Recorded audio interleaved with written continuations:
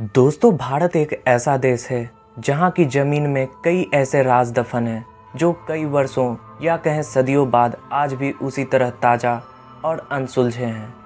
ऐसा ही एक राज राजस्थान के जैसलमेर ज़िले के कुलधरा गांव में भी दफन है। यह गांव पिछले 200 सालों से वीरान पड़ा है। यह एक ऐसा गांव है जो एक ही रात में वीरान हो गया। यहाँ के लोग कहाँ गए यह कोई नहीं जानता। आखिर इस गांव के साथ क्या हुआ?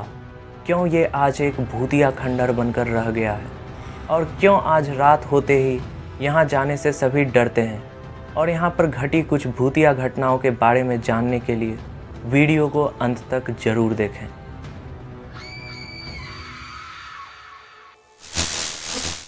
दुनिया में आए पर दुनिया ना देखी तो क्या देखी। स्वागत है आपका हमारे YouTube चैनल दुनिया देखी पर। 19वीं सदी से वीरान राजस्थान का कुलधरा गांव जैसलमेर से लगभग 20 किलोमीटर की दूरी पर स्थित है। लोगों की मान्यता के अनुसार कुलधरा गांव एक शापित गांव है।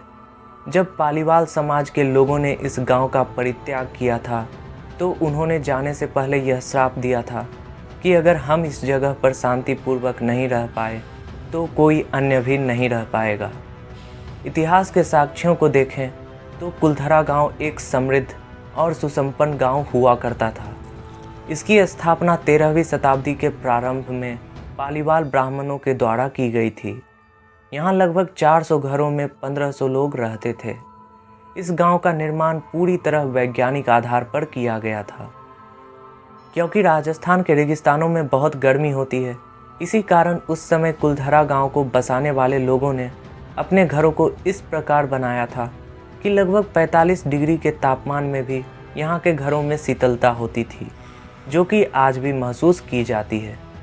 आपको बता दें, राजस्थान के इस रहस्यमयी गांव में पिछले 200 सालों से कोई नहीं रहता है। स्थानीय प्रशासन ने इस गांव की सरहद पर एक गेट भी बना दिया है। दिन के समय पर्यटक इसके अंदर जाकर कुलधरा गांव में घूम सकते हैं, लेकिन शाम 6 बजे के बाद इस गेट को बंद कर दिया जाता है और किसी को भी अंदर जाने की अनुमति नहीं दी जाती है। सन 1825 में कुलधरा के साथ साथ आसपास के लगभग 83 गांव के लोगों ने अचानक रात में इन सभी गांवों को छोड़ दिया था। उस दिन के बाद से कुलधरा के पालीवाल समुदाय का कुछ पता नहीं चल सका। अचानक से बिना किसी प्राकृतिक आपदा के 1500 लोगों के द्वारा गांव को खाली करना बहुत ही आश्चर्यजनक है। दोस्तों, इतिहास में जब भी कोई जगह एकदम से वीरान हुई है तो उसके पीछे कुछ कारण होते हैं, जैसे प्राकृतिक आपदा, आजीविका के साधन खत्म होना या महामारी जैसी आपदाएं। लेकिन कुलधरा गांव के एकदम से वीरान होने के पीछे इतिहास में इनमें से कोई भी कारण नहीं मिलता है। लोक मान्यता और पीढ़ी दर पीढ़ी बताई जाने वाली बातें ही इस रहस्य को जानने का एकमात्र तरीका है। ऐसा कहा जाता है कि कुलधरा गांव का एक दीवान था जिसका नाम सालम सिंह था। सालम सिंह को कुलधरा गांव में रहने वाली एक लड़की अत्यधिक पसंद आ गई। सालम सिंह किसी भी हाल में उस लड़की से विवाह करना चाहता था और इसके लिए उसने ब्राह्मणों पर दबाव डालना शुरू कर दिया। लेकिन जब लोग उस दीवान की बात से सहमत नहीं हुए तो उसने गांव के लोगों को धमकी दी कि अगर कुछ दिनों में उसका विवाह उस लड़की से नहीं हुआ तो वह इस गांव पर हमला कर देगा। कुलधरा गांव के लोगों के लिए यह मुश्किल का वक्त था। उनके पास 2 रास्ते थे, या तो अपनी बेटी को बचाएं या गांव को। इस कठिन परिस्थिति पर निर्णय लेने के लिए कुलधरा गांव के साथ लगने वाले अन्य 84 गांव के लोगों ने एक बैठक की और यह निर्णय लिया गया कि किसी भी परिस्थिति में गांव की बेटी को दीवान सालम सिंह को नहीं दिया जाएगा। और तब सभी लोगों ने एक साथ 84 गांवों को खाली करने का निर्णय लिया और देखते ही देखते 84 गांव एक रात में ही वीरान हो गया। ऐसी मान्यता है कि जाते जाते पालीवाल ब्राह्मणों ने यह श्राप दिया कि आज के बाद इस गांव में कोई नहीं बस पाएगा।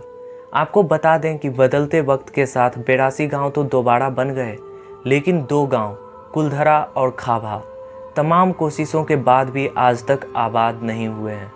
स्थानीय लोगों के अनुसार कुछ लोगों ने इस जगह बसने की कोशिश की थी, पर उनके सामने हर बार कोई ना कोई बाधा आ जाती थी। और इसी कारण ये गांव आज भी वीरान है। आपको बता दें, मई 2013 में इंडियन पैरानॉर्मल सोसाइटी के 30 एक्सपर्ट्स की टीम कुलधरा गांव गई थी और वहां पूरी रात गहन जांच पड़ताल की। रात बिताने के बाद लोकल न्यूज़ एजेंसी को दिए गए बयान में एक्सपर्ट्स की टीम ने यह माना था कि कुलधरा गांव में ज़रूर कुछ असामान्य बातें हैं। उनकी टीम के सदस्यों ने यहां विचलित करने वाली आवाज़ें और असामान्य स्पर्श का अनुभव किया था। सन 2016 में इंडियन पैरानॉर्मल सोसाइटी के अध्यक्ष गौरव तिवारी ने इंटरव्यू दिया था, जिसमें उन्होंने यह माना था कि कुलधरा गांव सही में एक हॉन्टेड गांव है। इसके अलावा एक्सपर्ट्स की गाड़ियां जो पार्किंग में खड़ी हुई थी, अचानक रात में उन सभी कारों पर बच्चों के हाथों के निशान देखे गए और वहां खड़ी एक गाड़ी में अचानक आग भी लग गई थी। इस घटना को उस समय मौजूद कुछ पत्रकारों ने भी देखा था।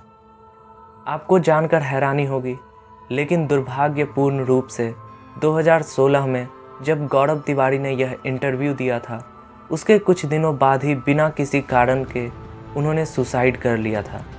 इसके बारे में उनकी पत्नी का कहना था कि गौरव ने कुछ दिनों पहले उनसे कहा था कि कुछ आत्माएं उन्हें मारने की कोशिश कर रही हैं।